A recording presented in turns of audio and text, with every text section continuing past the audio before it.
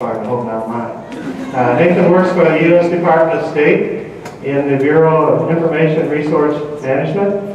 He's been with them for 10 years and 8 years in the Washington, D.C. area. In the last 2 years, he's been in the Foreign Service and is now at the embassy in Kuwait.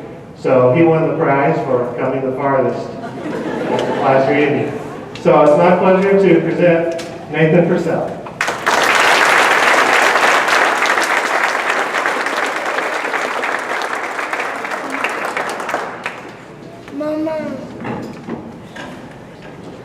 Good evening.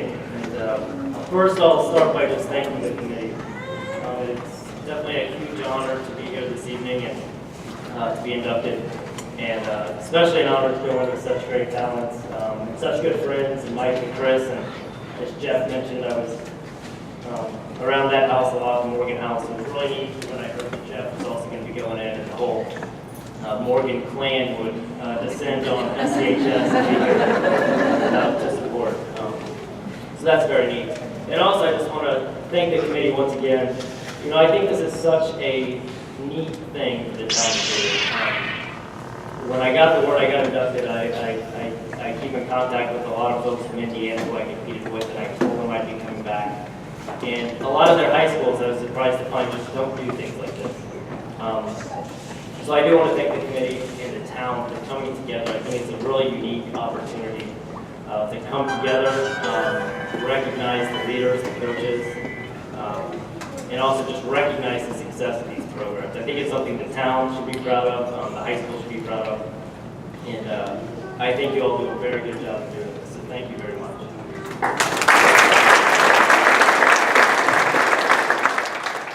And, you know, it's been 15 years since I've graduated, and it doesn't seem like that long, and packed my bags to go to Indiana. And over that time, there's been a lot of challenges, a lot of changes, and I've moved around and done a lot of different things, but no matter what challenge is put in front of me, I find that at the core of my values and my morals and my approach to things, it's the people in this town and the experiences I had here with my family, with my teammates, with my friends, that really equipped me and set a course for me to accomplish so much after I left here. And I'm very thankful for that. And for me, athletics played a huge part in that, and I'm glad to have the opportunity to talk a little bit about that tonight. But first, before I do that, I want to just take a moment to recognize my family.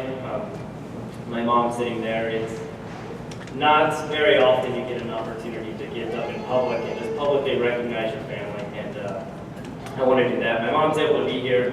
My father is traveling. He's with my sister. My sister and her family live overseas, and they're doing some pretty incredible things, and we're proud of them. So she's here. She's filming, and they'll get an email tonight, I'm sure, with a really long video of all of us talking. They'll be happy to hear. But my parents really, I'm so fortunate for the example that they set. You know, in their marriage as Christians, the example they set, the support that they gave me, gave my friends. I'm just truly blessed for all of that, and the support that they continue to give me and my wife and my family to this day. So, thank you.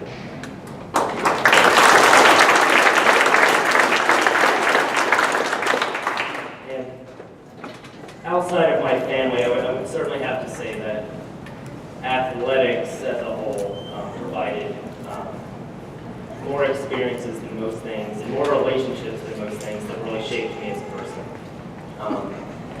And specifically, Coach Phillips, and who's here, and also Suzanne Henry, who's not here.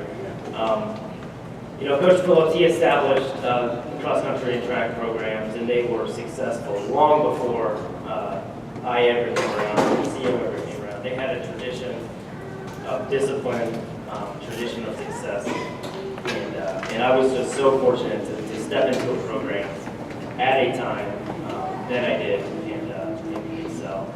And Coach Phillips is has a very rare style of leadership, and leadership is so important. But I just remember from day one stepping into that program and instantly having respect for how he managed that program, approached discipline, and how he held every runner, from the top runner all the way to the bottom runner, accountable. And the thing that he would always do, which I loved and it also drove me nuts, is after every race, he would print out this big sheet of results, and he would go down the next morning. I mean, he must have stayed up all night, and he would post it on the board outside his office. And each person's name would have his name, your time, your results, and then he would color code it. You know, yellow for excellent, or green for good, all the way down to pink. And then for pink, he would always have some derogatory comment for you. And for me, I mean, he always held me accountable, and every athlete accountable. And it didn't matter if I went out and won the race or had a great performance. I would come in the next day, and he would call me out if I didn't